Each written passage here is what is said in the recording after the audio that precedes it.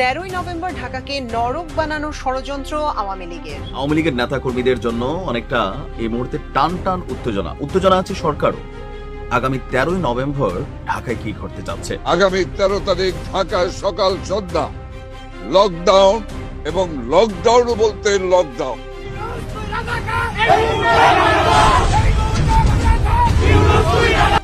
এ যেন এক নতুন অধ্যায় শুরু করতে যাচ্ছে বাংলাদেশ আওয়ামী লীগ।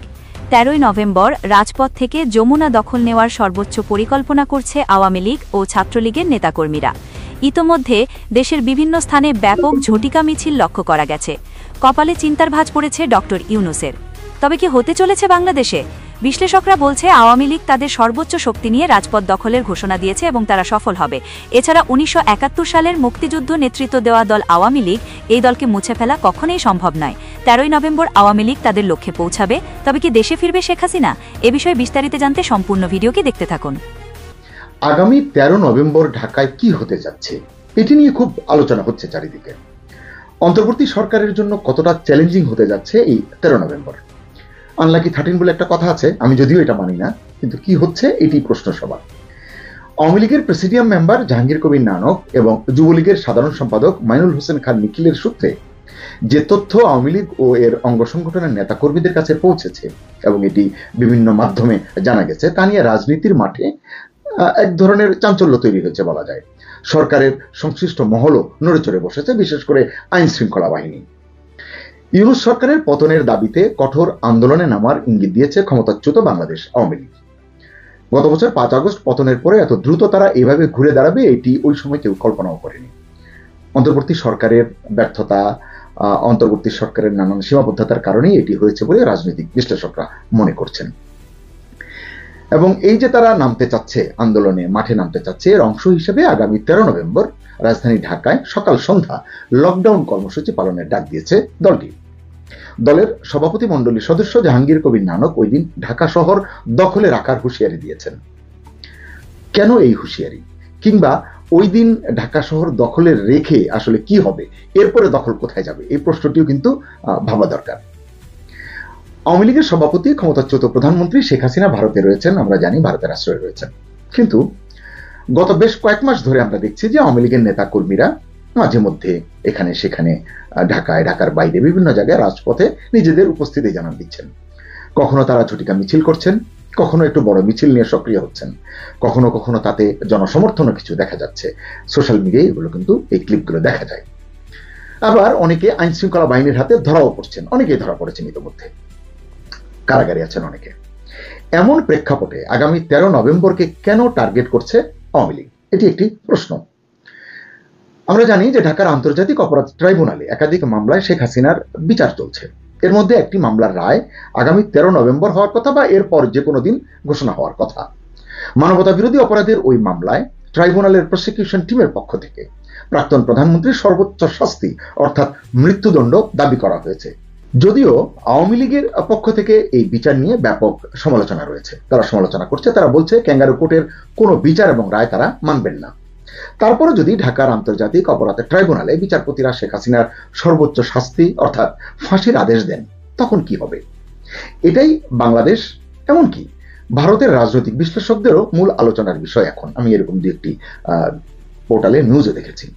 সম্ভবত এ কারণেই গত বছরের 5 আগস্ট ক্ষমতা হারানোর পর প্রথমবারের মতো বড় ধরনের কর্মসূচি ঘোষণা দিয়েছেন আওয়ামী লীগের প্রেসিডিয়াম মেম্বার জাহাঙ্গীর কবির নানক।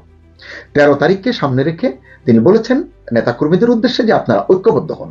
ঢাকায় আমরা 13 তারিখে লকডাউন দিয়েছি, সকাল সন্ধ্যা লকডাউন। নানক বলেছেন শুধু 13 তারিখে নয়, আগামী 10 নভেম্বর থেকেই রাজধানী ঢাকা যেন আমাদের দখলে থাকে, জয় বাংলার দখলে থাকে, কোট অ্যান্ড কোট। অর্থাৎ 10 নভেম্বর থেকে টানা 13 তারিখ পর্যন্ত লকডাউন, এটি বোঝা যাচ্ছে। একইভাবে প্রধান উপদেষ্টা ইউনূসকে খুনি ও ফ্যাসিস্ট কোট অ্যান্ড কোট আখ্যা দিয়ে অন্তর্বর্তী সরকারের পতনের ডাক দিয়েছেন আওয়ামী লীগের সাধারণ সম্পাদক ও সাবেক সংসদ সদস্য মাইনুল হোসেন খান নিখিল।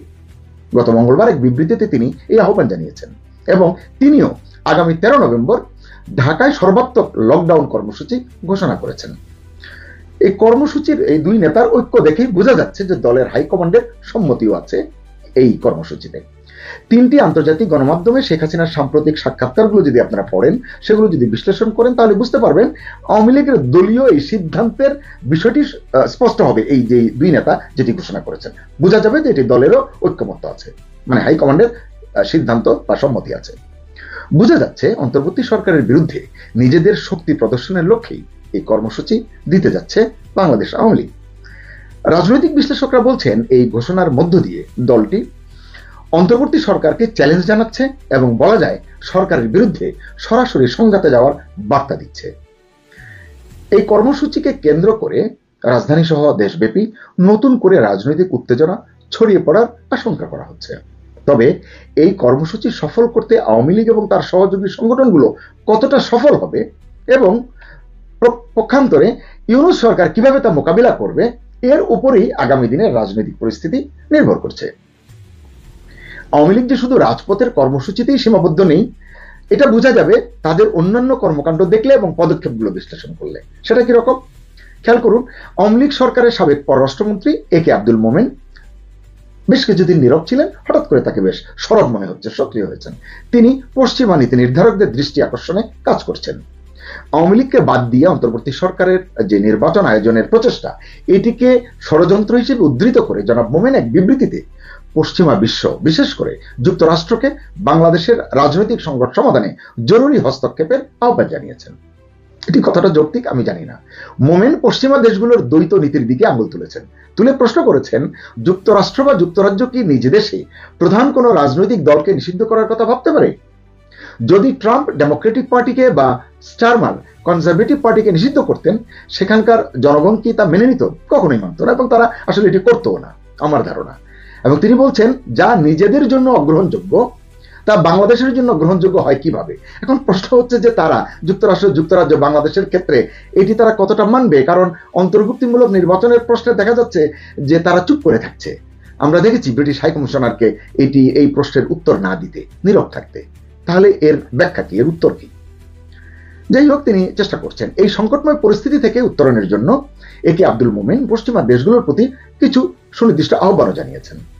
তিনি আওয়ামী লীগের উপর থেকে নিষেধাজ্ঞা প্রত্যাহারের জন্য অন্তর্বর্তী সরকারকে চাপ দিতে অনুরোধ করেছেন, তাদেরকে সকল রাজনৈতিক মামলা প্রত্যাহার করতে অনুরোধ করেছেন, দাবি জানিয়েছেন এবং কারাবন্দীদের মুক্তি নিশ্চিতেরও দাবি জানিয়েছেন। ইউনূসের পদত্যাগ দাবি করেছেন এবং একটি নিরপেক্ষ সরকারের হাতে বা প্রশাসনের হাতে ক্ষমতা হস্তান্তরের আহ্বান জানিয়েছেন।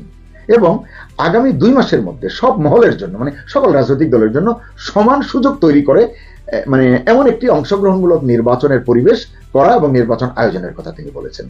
এটি কে কতটা আমলে নেবে এটি তো এখন বলা যাচ্ছে না। এদিকে বেশ কটি আন্তর্জাতিক মানবাধিকার সংগঠন অন্তর্বর্তী সরকারের আমলে, শাসন আমলে চরম মানবাধিকার লঙ্ঘনের ঘটনায় সোচ্চার হয়ে উঠেছে অতি সম্প্রতি, সেগুলো আমরা কিন্তু জেনেছি। আওয়ামী লীগের উপর আরোপিত নিষেধাজ্ঞা প্রত্যাহারেও তারা চাপ দিচ্ছে। সরকার কিন্তু এগুলোকে খুব একটা গুরুত্ব দিচ্ছে না।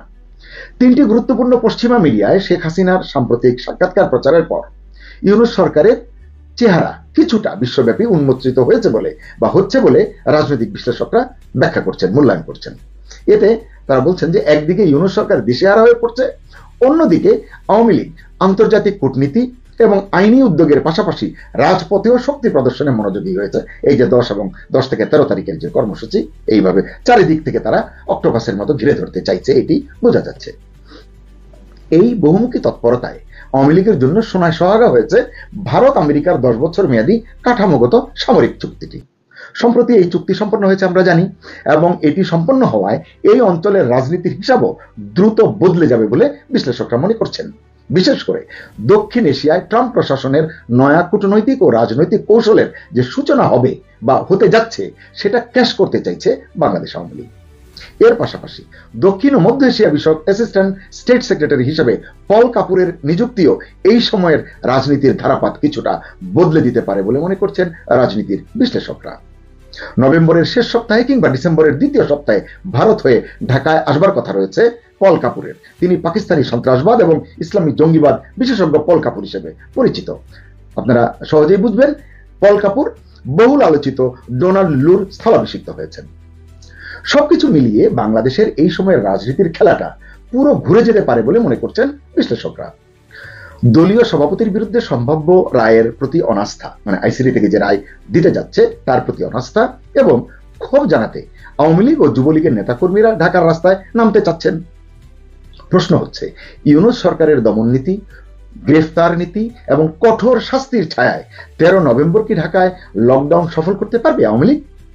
সত্যিই কি 10 থেকে 13 নভেম্বর ঢাকা শহর দখলে রাখতে পারবে তারা, নাকি অন্তর্বর্তী সরকারের শক্তির কাছে, কৌশলের কাছে পরাজয় মানবে তারা?